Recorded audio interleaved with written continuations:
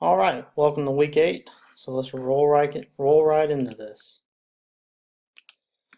Let's look at some illegal blocks. These are going to be blindside blocks on kickoff.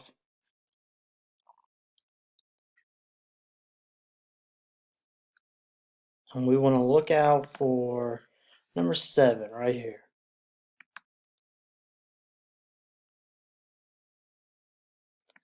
It's going to meet the criteria of a blindside block. Remember our criteria: defender can't see it coming, no open hands, and it is forceful hit with a shoulder dip, thrust, drive, or launch. This is going to be a shoulder dip. As you can see, the defender can't see it coming. We're going to get a shoulder dip, a little bit of a launch even. It's forceful contact, knocks him down the ground. So that would meet all the qualifications of a blindside block. There's a hard area to see. There's a lot going on here. But we just need to remember, just stay wide, kind of open up around the field. Wings will probably help out at this. Maybe the white hat, but just open it up here and maybe you see this a little bit better. But these are hits we got to get. What we're finding out this year is a lot of the blindside blocks we miss are on kickoffs. Same game, but this is a different play. We're going to watch out for the same player. Number 7 right here.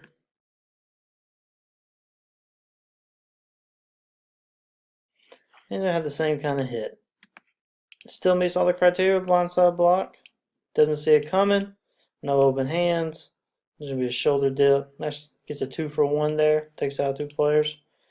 So, same area. There's a lot of bodies around. Wings. White hat maybe could pick this up. These are illegal hits we got to pick up. All right, let's look at more illegal hits.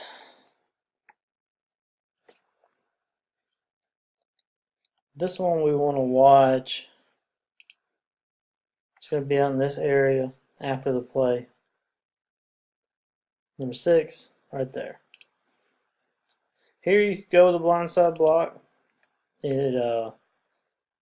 It meets the criteria of a blindside block. This may be more along the lines of unnecessary roughness. Penalty's the same, still gonna have 15 yards. But this is definitely something you got to get. As far as who can pick this up, let's see.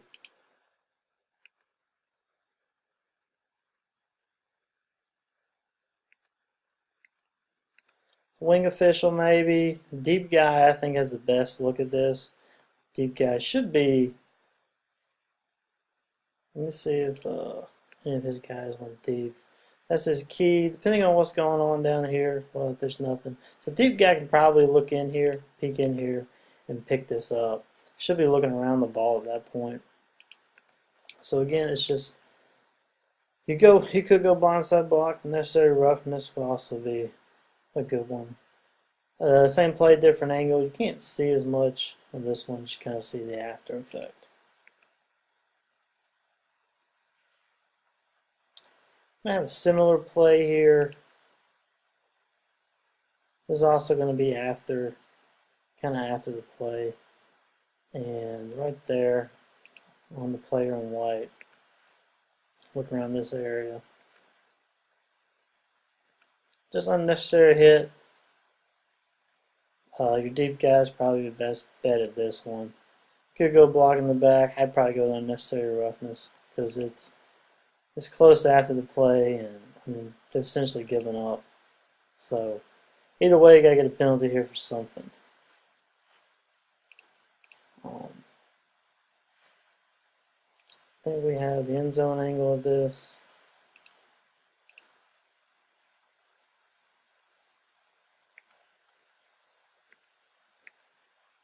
Yeah.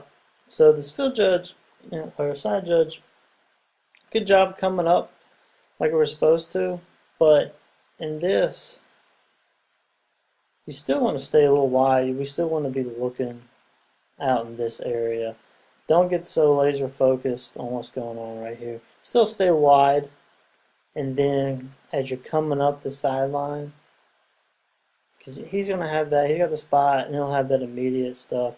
You just want to come up and clean up in this area, kind of keep a wide view as you're coming up and kind of clean up that sideline. Because cleaning up the sideline is not just that sideline. Cleaning up the sideline is this whole area.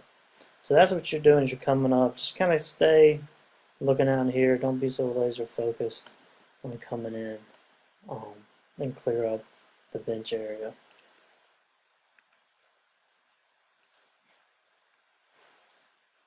Crazy play here.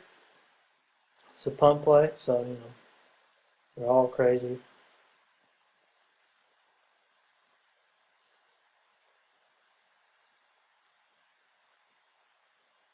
It's going to hit the player in white, and then it's going to roll back here. Now, I'm showing this because there was a flag. You can't see any of it, but there was a flag on this play. The flag was for kick catch interference. And I don't think, while I understand the rationale, I think our better call here is first touching. As you can see, hit it right there. It's going to hit. Let's go back to the wide angle and kind of break this down to why we want to go with illegal touching. First of all, you see him giving the getaway signal. So essentially he's giving up on catching or catching and returning. So he's got the getaway signal and he's really not in position to catch the ball. Remember, that is the necessary criteria for kick catch interference. The receiver has to be in position to catch the kick. And he's about 7 yards away from the ball. He's given up, slowing down, and then that's when it hits the player. So we should have a beanbag right there at about the 37.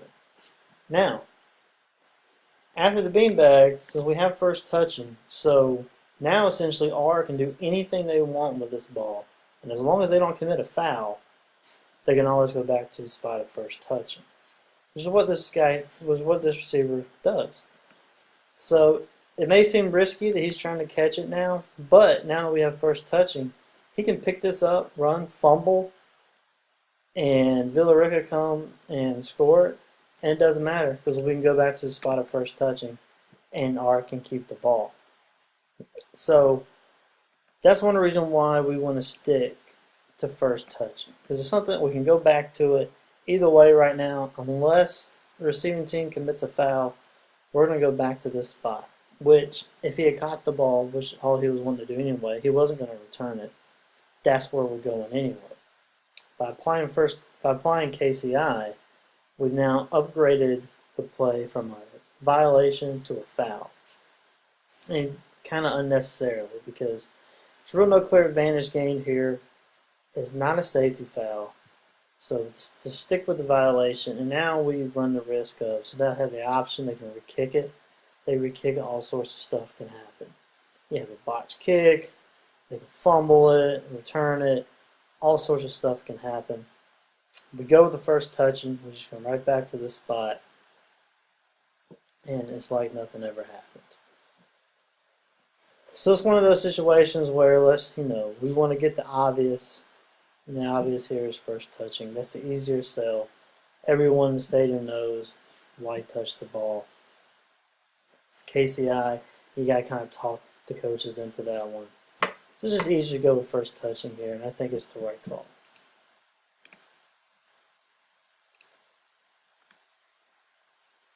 Go look at mechanical issue right now.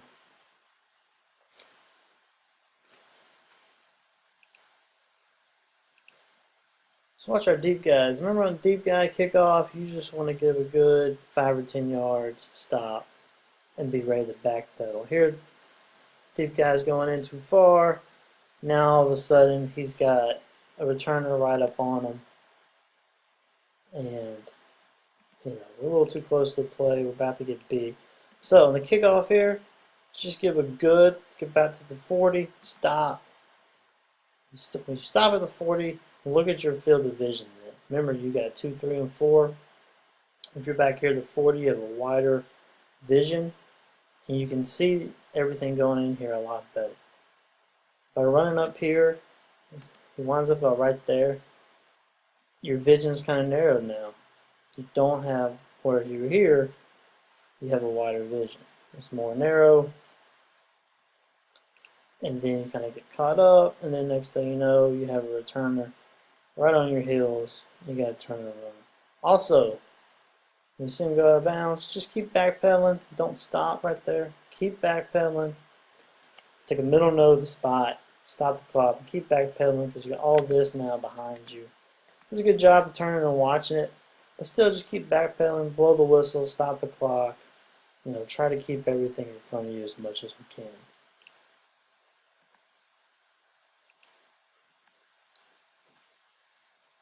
I got another weird punt play. Another first touching, it's going to hit right there. Then we're going to have the recovery. A different angle on it. It's hard to tell in either of these angles whether it really hit.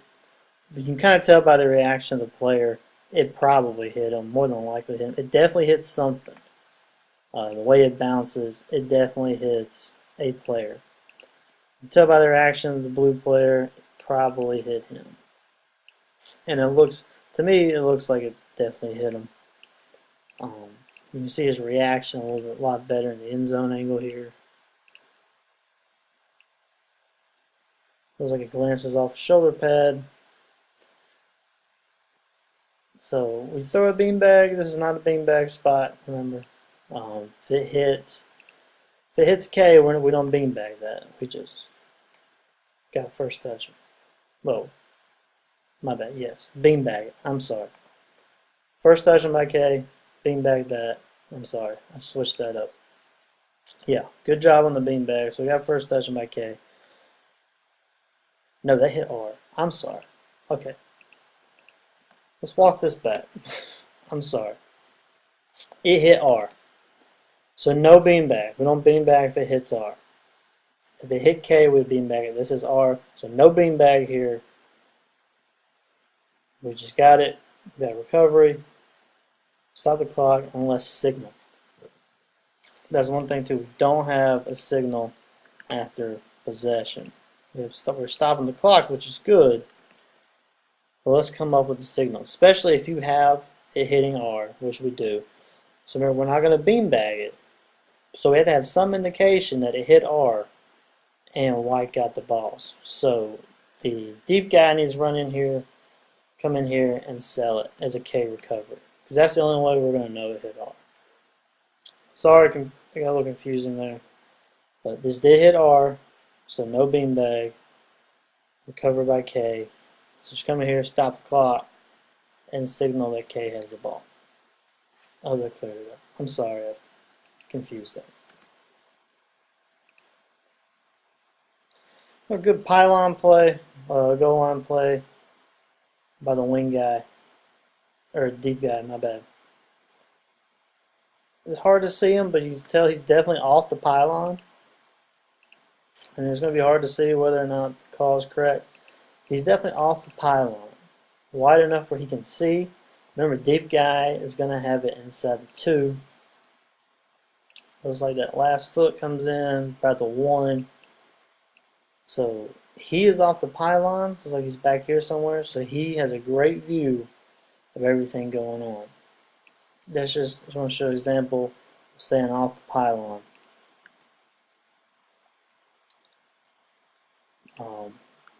This is going to be a good block here. Looks like he gets out in front of him rather than to the side. So he probably sees it coming.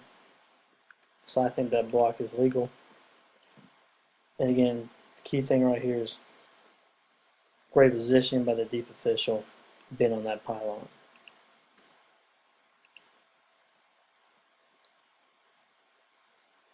Look at some more positioning by deep guys.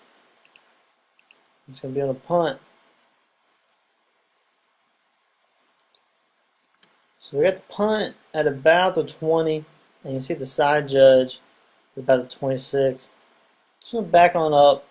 You know, really would like to have the field judge and the side judge about 5 yards behind if we can. Gives you a wider view. Just remember, you have all this going on in there before the kick. or for the catch. So slide just backed up a little bit, gives you a wider angle here, and you can see that a little bit better.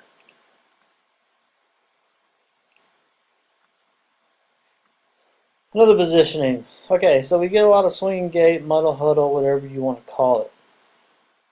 So here's how we officiate this as deep guys. If you do not have a kicker and holder in place, then our deep officials need to be widened out some. So in this formation, we do not have a kicker and a holder in place. So for all intents and purposes right now, this is just a regular scrimmage play. When everyone comes in, holder and kicker come in place, then we can come back in. It's a lot of running, but deep guys should be used to it. This one, though, we do have a kicker and holder in place. So we still have guys wide out. We have a kicker and holder in place. So deep guys, you want to stay under here. Just in case for some reason they snap it right now without coming in, we still want to be in position to rule on it. As long as we have wing guys on the side here, we should be in good position to rule on anything crazy that may happen. In this formation, deep guys just be alert for a snap kicker holder or snap out here. Also in the muddle huddle, try to just make mental notes of eligible receivers on your side. Whether you want to relay it to your other deep guy or not, it's up to you guys, but at least try to have a mental note who's eligible in case they come in here and then do a actual regular play. We still need to know who's eligible.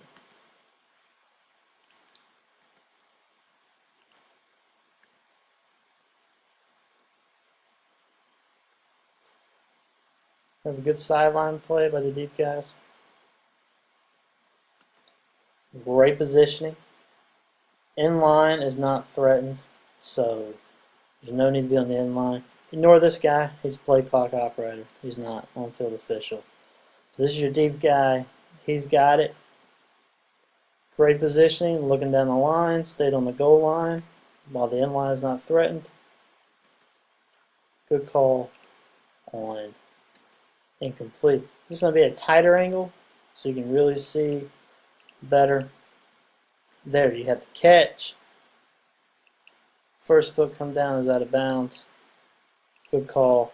Again, he's great position. So even if it's close, it's hard to argue with him because right now he's the only person, official, player, coach, anyone right there who can make the best call on this. So great position, great job by the deep official.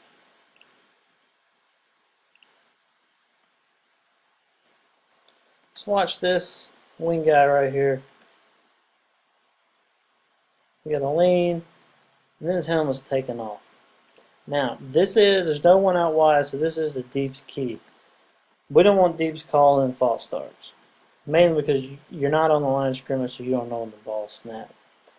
But the wing official needs to see this. You got to lean, and then we want to make sure we know how that helmet came off. It's hard to tell here on film. Definitely had the helmet coming off. Was it illegal? Was it pushed off? What? So just keep an eye on that. This is a big miss right here. Seeing that lean, then you got the helmet coming off. Just want to make sure we know how that helmet came off. We definitely want to shut it down on that lean. The lean, that's basically simulating the snap. So go ahead and shut it down. Alright, this next two plays is the expect the unexpected. Crazy stuff happens. This is crazy here. But the officials in the best position they can be, ready to rule on it. This is one of those where there's not much you can do. This is just a crazy play. But it's correct. It is a, intents and purposes, a fumble. And then the referee there does a good job just doing what he can. This is one of those situations where there's no way we can keep this perfectly boxed in. But officials do a good job of recognizing what happened and doing the best they can. So good job there. Another crazy play. It's going to be hard to see. It's easier to see on the end zone view. Looks like he's gonna. It's supposed to be a quick toss, and it looks like he just tosses it around the back of the player. Wing guy does a good job of recognizing what happened,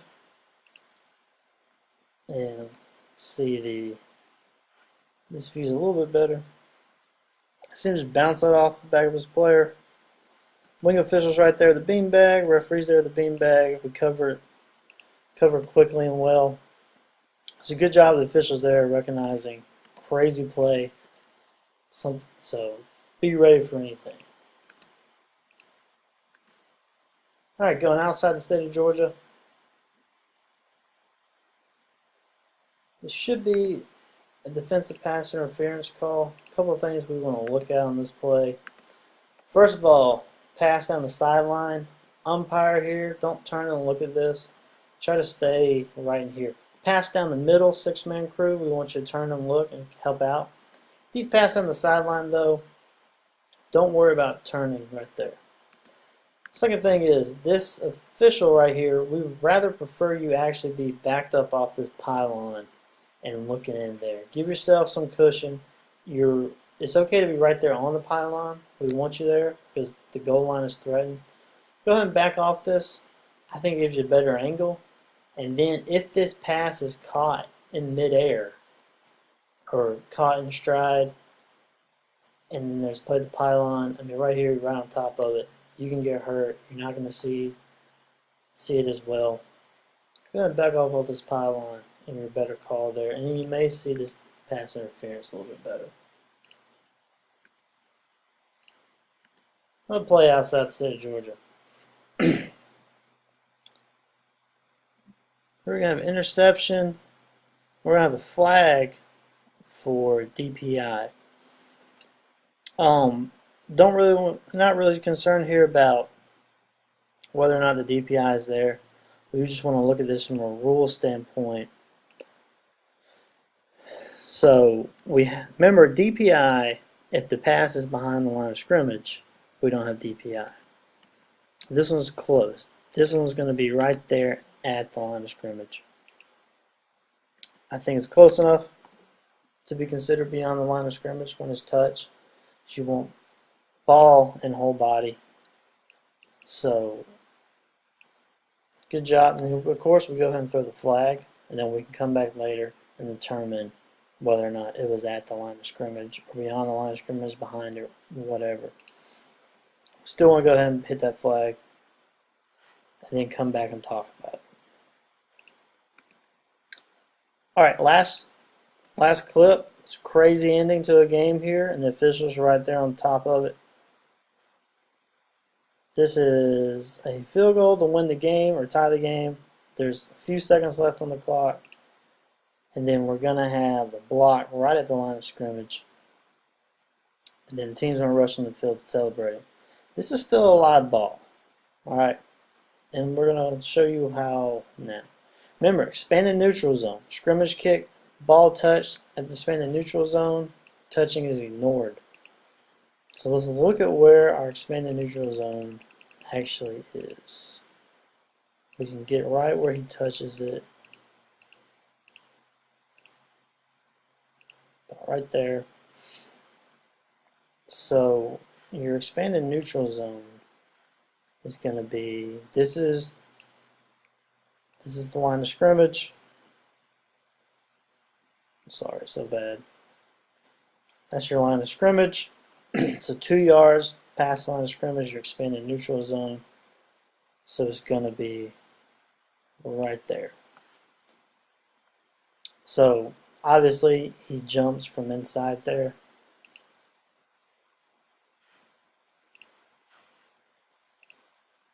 Remember, expanded neutral zone would be the 30. He's jumping from inside the 30, jumping forward, he hits the ball. So we still have a live ball here. And as you can see, if we go back to the wider view, the officials do a good job of not killing this play. Umpire gives the tip ball signal. Officials still officiating. Deep guys are coming out to cover it. Still officiating. Good job of the heads up play there. There's still time left on the clock, so the officials administer a foul for unsportsmanlike coming on the field. K, like I said, cuts off, so you don't see all of it. K downs the ball. Officials administer the penalty. It's a good job by this officiating crew. Good job to be heads up at the end of the game where anything crazy can happen, especially end of the game and you got a scrimmage kick. So good job by that crew. That's it for this week. I think we're on week 9 of the regular season. So we got this week and 3 more. Stay sharp, stay focused, because a lot of these regions and playoff spots are coming down to the wire. So good luck, guys.